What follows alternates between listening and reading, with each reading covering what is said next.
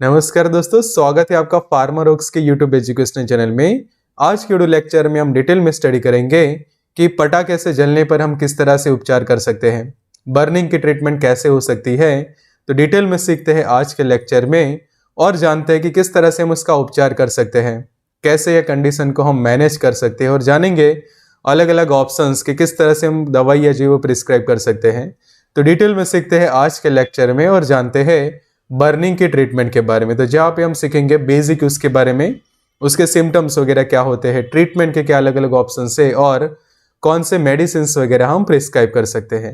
तो ऐसे समझे कि आपको डिटेल में सीखना है बहुत सारी दवाइयों के बारे में, बीमारियों के बारे में, तो आप मेडिसिन कोर्स को ज्वाइन कर सकते हैं। तो ये कोर्स को ज्वाइन करने के लिए आप हमें व्हाट्सएप कर सकते हैं या फिर हमारी मोबाइल एप्लीकेशन को डाउनलोड कर सकते हैं, लिंक डिस्क्रिप्शन बॉक्स में मिल जाएगी। तो बात है टॉपिक पे और समझते हैं बर्निंग के ट्रीटमेंट के बारे में। तो ये ऐसे मेडिकल कंडीशन है कि जिसके अंदर हमारी स्किन जो है वो डैमेज होती है, उसके जो अलग अलग लेयर्स होते हैं वो बर्निंग के कारण जो है वो अफेक्ट होते हैं और स्पेशली ऐसी कंडीशन प्रोड्यूस होती है कि स्किन जो है वो जल जाती है। और उसमें मेन एक रीज़न होता है कि जब वो स्किन फायर के कांटेक्ट में आती है तो ये प्रॉब्लम जो है वो होता है। तो जैसे यहाँ पे हम देख सकते हैं जब भी कोई पर्सन इस तरह से पटाखे को जला रहा है तो कई बार इस दौरान कोई ऐसे इंसिडेंट हो जाते हैं कि आपको जो है फायर के कारण वहाँ पे बर्निंग हो जाती है और स्किन जो वो जलती है वहाँ पे। तो उसको कैसे ठीक कर सकते हैं वो हम जानते हैं। तो सबसे पहले जो बर्निंग होती है वो अलग अलग ग्रेड में होती है, जैसे कि फर्स्ट एंड सेकंड डिग्री जो बर्निंग होती है वो माइनर कंडीशन होती है और ये जो है वो घर पे ही ठीक हो जाता है। जो प्राइमरी केयर हम करते हैं तो प्राइमरी केयर और दवाइयों की मदद से ये कंडीशन जो है वो घर पे ही ठीक हो जाती है, उसमें हॉस्पिटलाइजेशन होने की ज़रूरत नहीं रहती। बिकॉज उसमें होता यह है कि जो स्किन के सिर्फ और सिर्फ जो ये ऊपर के लेयर्स होते हैं वो ही डैमेज होते हैं और ये माइनर होती है कंडीशन कि जैसे उसको हम फर्स्ट या फिर सेकंड डिग्री बर्निंग के अंदर जो है इंक्लूड करते हैं और ये इजीली जो है वो ठीक हो जाता है। पर जब स्किन के अंदर के लेयर या फिर बोन्स तक या फिर जो फैट टिश्यूज होती है वहाँ तक समझो कि बर्निंग पहुँचती है तो उसको थर्ड एंड फोर्थ डिग्री हम बर्निंग कहते हैं और ये एक लाइफ थ्रेटनिंग कंडीशन बन जाती है कि काफ़ी ज़्यादा जो है वो वहाँ पे इन्फेक्शन जो है वो आगे जाके फैल सकता है। तो ऐसे कंडीशन में पेशेंट को जो है वो हॉस्पिटलाइज करने की ज़रूरत रहती है इमरजेंसी कंडीशन के अंदर।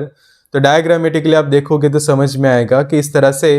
अंदरूनी लेयर डैमेज होती है, हड्डियों तक जो है वो ये जलन पहुँचती है और जो हमारे फैट टिश्यूज होते हैं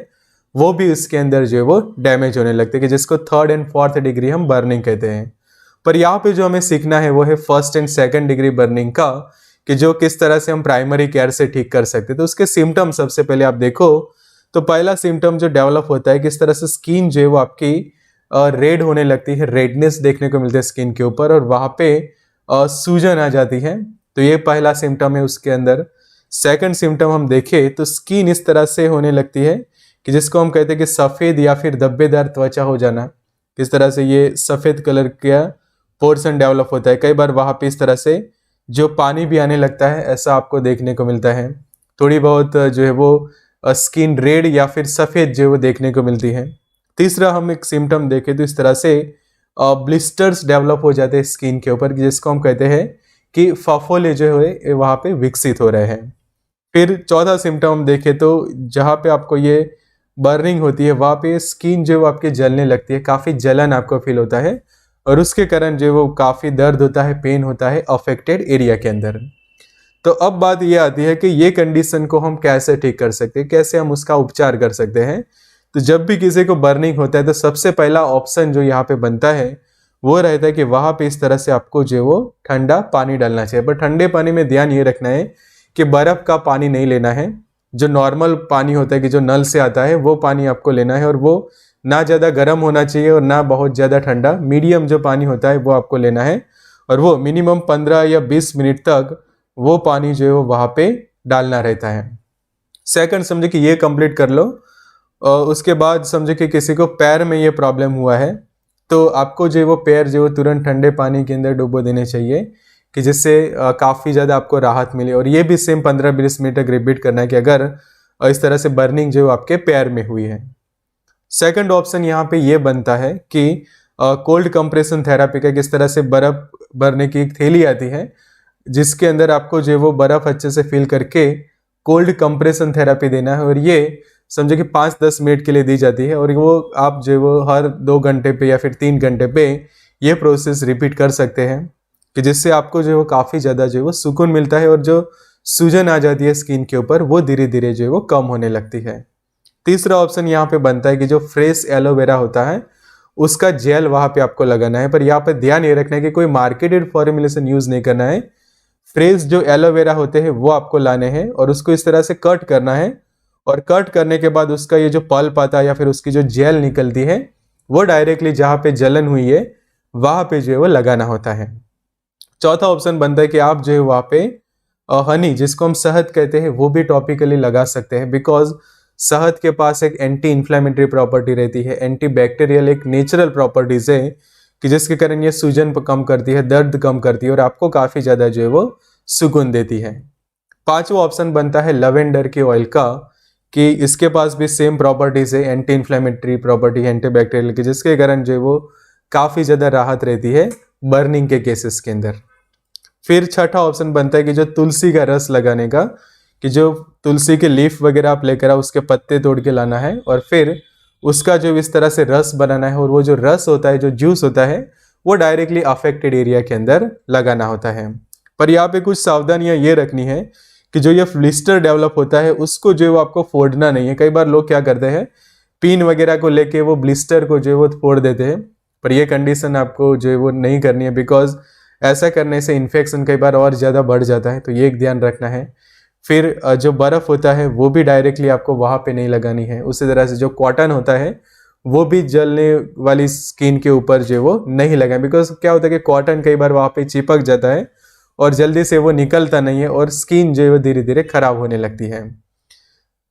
अब बात करते हैं मेडिसिन की, कि कौन सी दवाइयाँ इसके अंदर यूज़ की जाती हैं। तो दवाइयों के अलग अलग ऑप्शंस हम देखें तो सबसे पहले उसके हम ऑप्शंस देखते हैं, फिर आपको किस तरह से प्रिस्क्राइब करनी है वो मैं आपको जो है वो समझाता हूँ। तो सबसे पहले यहाँ पे जो हमारे पास ऑप्शन है वो है सिल्वर एक्स के जेल का, कि जिसके अंदर हम सॉल्ट कंटेंट की बात करें तो सिल्वर नाइट्रेट रहता है, और ये सब जो जेल होती है इसको सिल्वर बेस्ड जेल कहा जाता है। कि एक ये ऑप्शन है आपके पास कि जो 2 या 3 बार दिन में लगा सकते हैं अफेक्टेड एरिया में, या फिर दूसरा ऑप्शन है सिल्वर एक्स SSD के क्रीम का, कि जिसके अंदर सिल्वर सल्फा डायजिन रहता है और क्लोरहेक्सिडिन रहता है। तो ये भी काफ़ी यूजफुल साबित होता है बर्निंग के केसेस के अंदर। अगर इससे भी ठीक ना हो तो तीसरा ऑप्शन हमारे पास बनता है सोफ्रामाइसिन का, तो ये भी जो क्रीम है वो दिन में 2 या 3 बार जो वो पेशेंट लगा सकता है।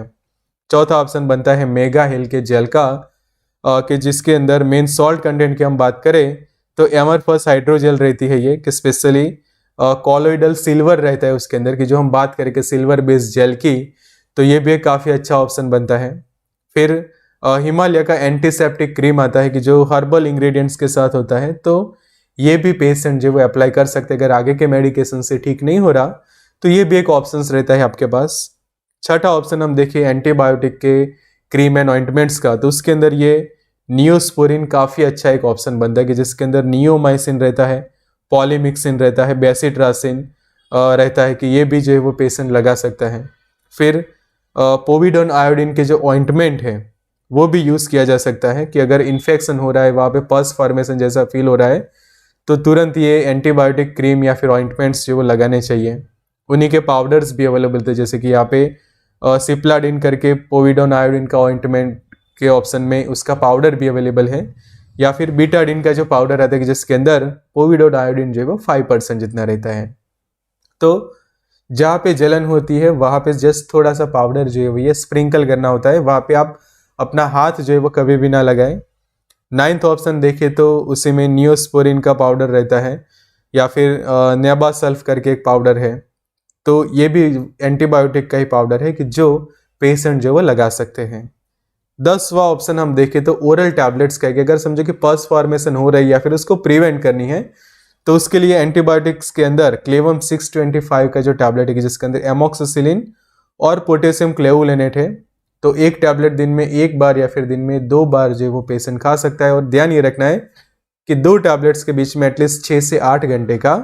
टाइम इंटरवल होना जरूरी है। नेक्स्ट जो ऑप्शन है वो है एजिथ्रोमाइसिन का, कि अगर क्लेवम 625 आप यूज़ नहीं कर सकते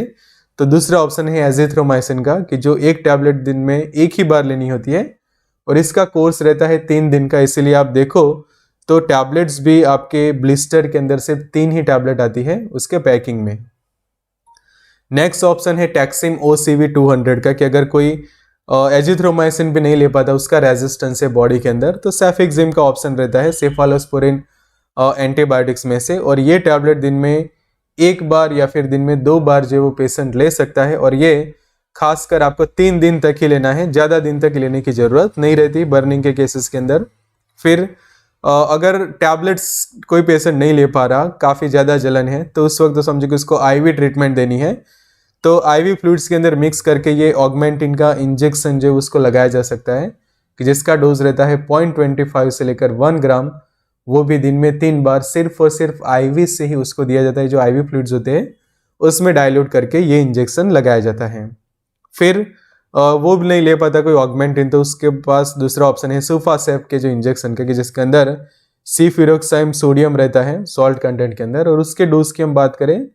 तो 0.75 से लेकर 1.5 ग्राम इंट्रामस्कुलर या फिर IV से दिया जा सकता है हर 8 घंटे में। पर ध्यान ये रखना कि जब भी IV में दिया जाए तो उसको डाइल्यूट करना जरूरी बनता है।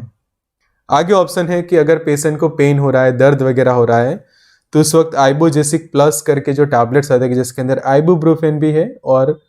पैरासीटामोल भी है। तो जब समझे कि दर्द भी है, बुखार जैसा फील होता है बर्निंग के कारण, तो उस वक्त एक टैबलेट दिन में 1 बार या फिर दिन में 2 बार जो वो पेशेंट ले सकते हैं। अब बात करते हैं कि कैसे प्रिस्क्राइब किया जाए।